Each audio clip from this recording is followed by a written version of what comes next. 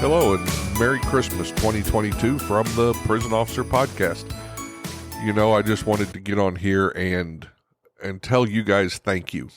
Now, I spent many Christmases myself working inside the prison. I know what it's like to be away from family or to have to get up at 5 in the morning so that the kids can open presents before you go to work.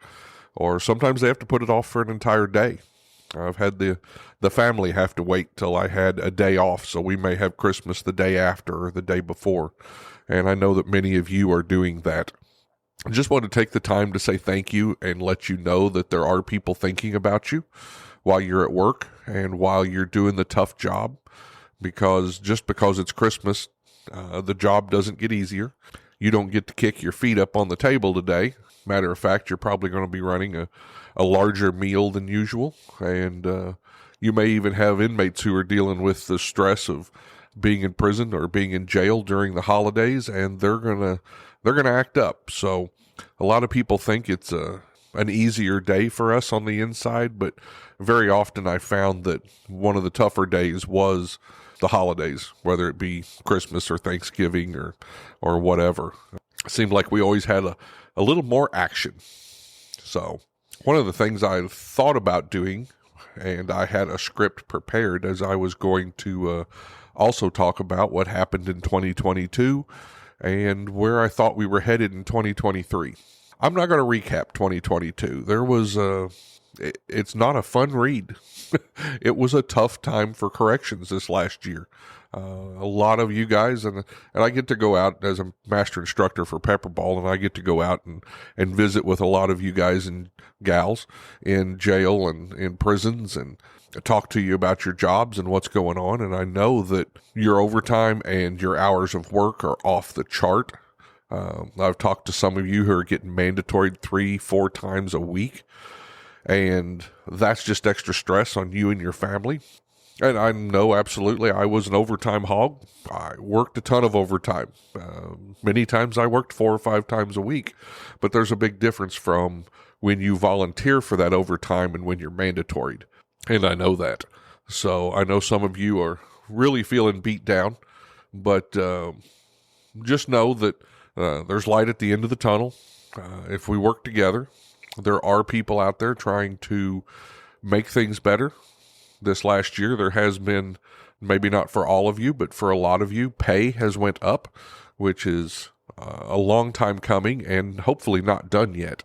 If there is a shining light to what's been going on in the last couple of years with the shortages and recruitment and retention, it's got to be that finally they're having to pay us more. They're nowhere near what we deserve, but at least they're paying us more, and you guys are getting a little more money in your pocket.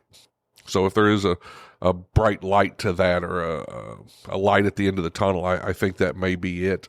So what are we looking at for 2023? Well, I think you're going to continue to see agencies have to make working conditions better, and that's going to be your pay and your benefits, that type of stuff.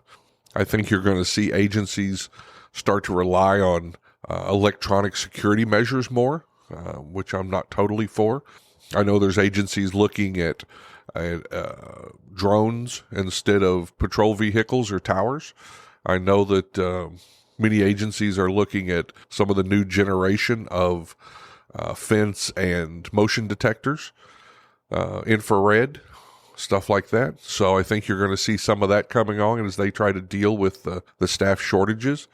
I think you're going to see it on the inside, where we're going to see officers keeping reports and doing logs and that type of stuff more and more on small handheld personal electronic devices or tablets. In some ways that's going to help.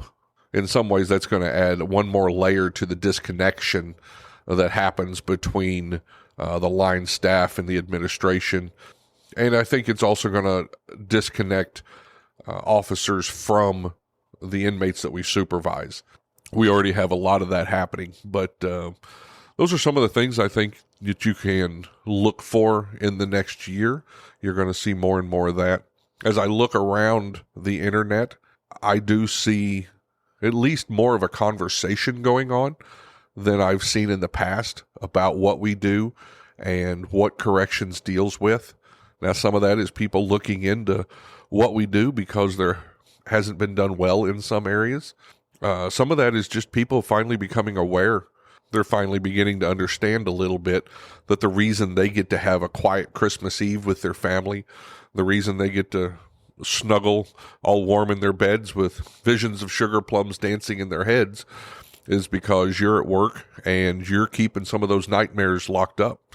And so maybe we'll get a little bit more understanding from the public that we serve this year. That's my hope. That's part of the reason why I put this podcast together. And this is just a moment for me to jump on here and talk to you guys, try to lift you up a little bit for the holidays, because I know it's tough. And another thing I wanted to share with you was a poem that I found. Now, I've seen many of these, The Night Before Christmas in Jail, different versions of this, but this one's one of the better ones. And I don't know who wrote it. I found it on a website in Belgium, but I thought I'd share it with you because it struck home, and I think a lot of you will enjoy it and probably get a couple of chuckles from it. So this is called A Correctional Officer's Christmas. 'Twas the night before Christmas, and all through the jail the inmates were snoring, softly dreaming of bail. Most of the inmates were nestled, all snug in their racks, visions of Suboxone, Marlboros in packs. Rookie, with his attitude and eye full of fight, had just finished a walk-through and lockdown for the night. When down the hall there arose such a clatter, we sprang out of booking to see what was the matter. We whisked down the hallway to the outer hold door, all the while on the radio, "Holding, cell 4." The eerie fluorescence gave off a dull glow. We opened the door. The what, we didn't know. They were packed in like sardines. There was simply no room. And amidst all the faces, we saw despair and gloom. The one diabetic huddled up in the back, whining, "My sugar's dropping. I think I need a snack." So we took him to medical, but his sugar was fine. So back in the cell, no free snack this time. Then from my radio, the control room did say, "Interstate in the Sallyport, combatant on the way." He could tell right away this one would be trouble, so he ordered us all back to booking on the double.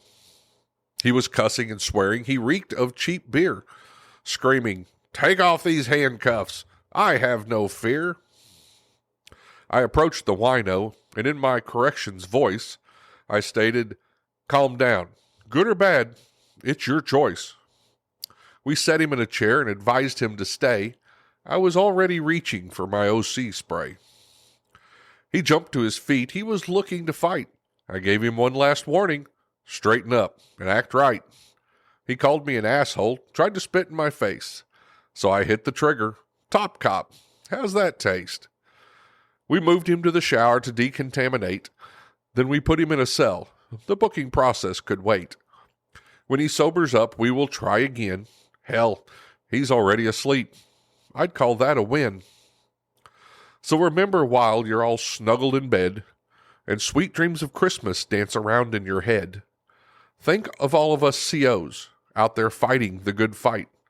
Wish us Merry Christmas and a not-so-crazy night. Merry Christmas, everybody. Have a safe shift.